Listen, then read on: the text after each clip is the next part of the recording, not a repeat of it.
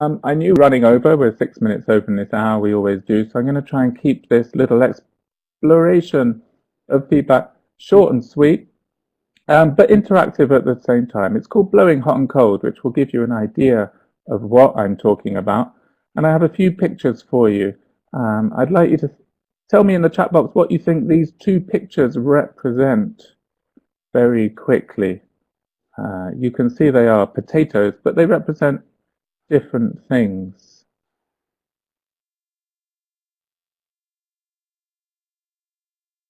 David's already thinking about lunch. We have a few more fascinating talks on it. It's a good idea. Okay, you cook the potatoes first and then you make them into the salad. Okay, yeah, we have baked potato and potato salad. And they do represent feedback, Joe, but they're different types of feedback. Think about the title of the talk, everybody. You have 3 more seconds, or I'm going to tell you. Not much processing in the first potatoes to stick them in the oven. We're talking about hot and cold. Okay, the first one's a hot potato straight out the oven, and the second one's a nice cold potato salad. And I think potatoes are quite a good metaphor, if you like, for feedback, because they're a staple of the diet in the same way as feedback is a staple of language learning. It's actually the most important teacher intervention in the language learning process. And so potatoes were my little metaphor for feedback. And we're going to be looking at when we should be eating hot potatoes or giving hot feedback, and when we should be giving cold potatoes or cold feedback. So the question is, too hot or too cold? And that is the question.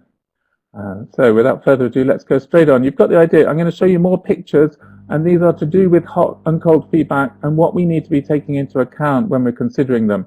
So what do you think these two pictures might represent when it comes to the hot-cold feedback conundrum? Let me give you a couple of seconds to type some ideas in the box. You have 10 seconds.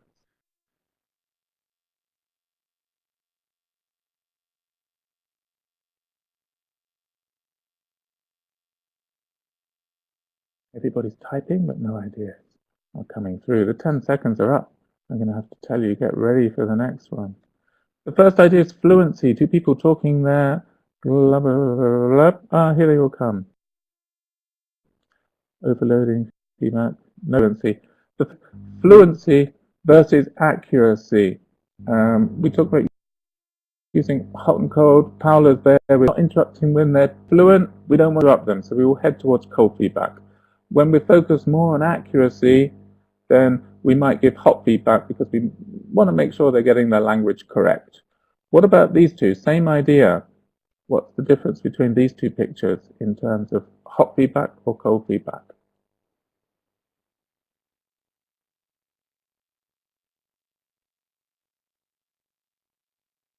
More people are typing away. Spoken or written. Anya's there first. Brilliant. When we're speaking, again, we don't want to interrupt them, and so we'll probably head towards cold feedback. When we're writing, it's not so difficult to interrupt them and for them to get back to their ideas, so we can give them hot feedback. These are the general ideas. What about these two tigers? What do these represent? Do you think? Does anyone have a similar mind to me when it comes to writing feedback? I'm already through 4 minutes, so I'm going to give you a little 5 seconds to type before I give away the answers. Arash is there, brilliant. Yep, we have a controlled tiger in the cage and a freer tiger out roaming the prairies. And so if it's controlled, again, we're thinking accuracy may be written, not necessarily, it could be spoken, but we're giving hot feedback. Freer, practice again, more fluent, cold feedback. And our last one, who do these two people represent? And I'd just like to point out that's not my baby.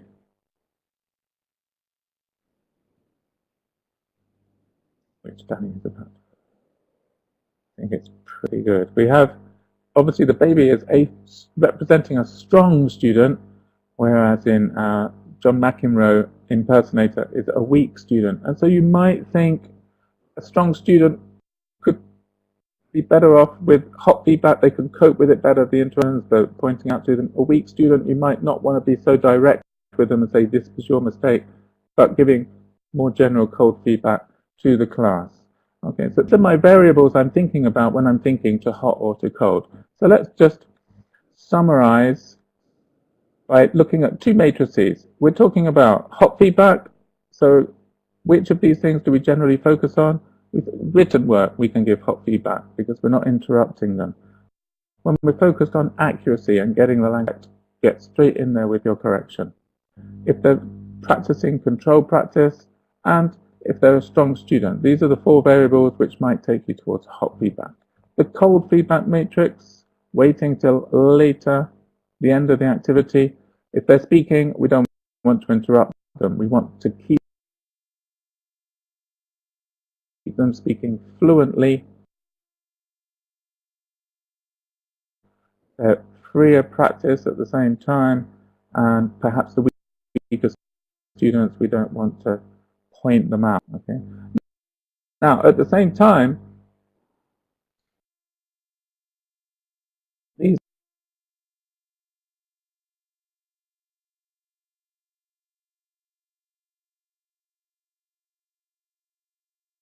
because obviously freer practice is still focusing on accuracy, and some controlled production of activities will still be focused on fluency. So let's look at two types of activity and put these things into practice. My activities I've taken from the IH World Activities Bank, of course, as the IH activities.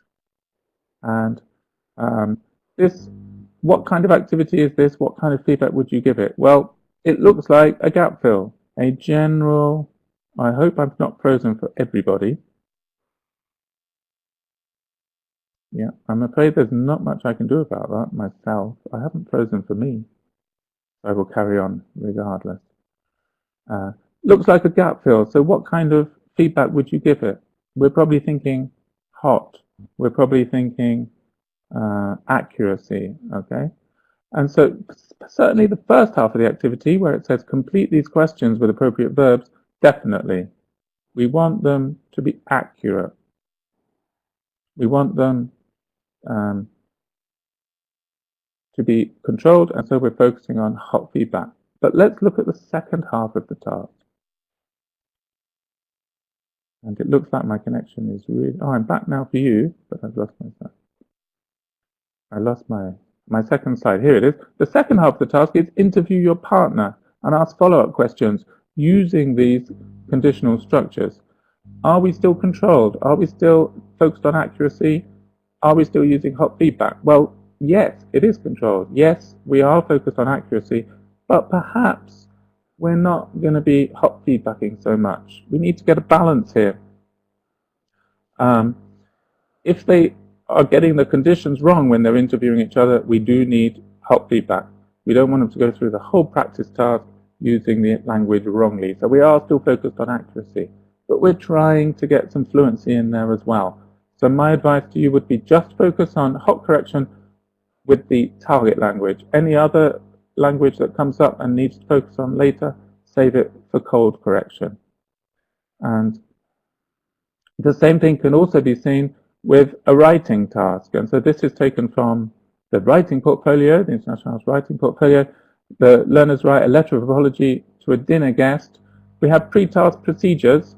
And first of all, you'll see in the pre-task that the learners are writing notes about what might go wrong at a dinner party. So again, here, they're actually talking about fluency.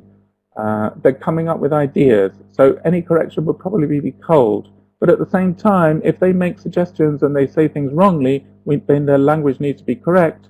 So you'll try and hot correct them at the same time. So you'll see we're doing hot and cold are going hand in hand. If we move on to a role play, the situations where things come wrong, again, we need it to be cold. We'll focus on fluency. But that cold correction will come in at the end of that stage so that they can then use the language correctly in the writing stage to follow. Here is the actual writing stage. Now, this can be done hot or cold. Hot if they write in class. And so writing in class is a very good way of giving them immediate hot correction rather than always setting the writing for homework. And then finally, post-task, obviously we're going to have lots of cold correction coming in. First of all, who is doing the correction here? The students as well. And then when you're collecting in stage 2 here, you collect in the letters and you're marking them, going back to what Natty was just talking about, you end up with cold correction. And so we're trying to get the balance between the two things. How can we do this? Just to finish, a quick few ideas. What I do when I'm hot correcting, I use my magic finger, particularly writing, of course, pointing out, going in with the error noise as well. This is my error noise. You might have your own error noises. If they're speaking, I might give them the look, along with the error noise. And if we have the language up on the board during our controlled practice exercises, or even free practice, tapping on the board at the structure to make sure that they correct it themselves. These are a way of hot correcting while not interrupting them too much. And then finally, some cold feedback, writing things up on the board, but with a gap rather than with the wrong language, so that they don't see incorrect language. They just fill in the words and you take the correct answer. Or you can dictate up to the next word, and they have to give you the next word, which is the one that was wrong, of course, so that other students can peer correct them. If you have lots of errors to do with something like those conditions, then perhaps you need to prepare a worksheet and go back to it. And then finally, I'm going to leave you with some output upgrade, which means I can hand over to Danny, because he's going to be talking about that next, and I'm hoping it's to do with cold feedback and improving students' language.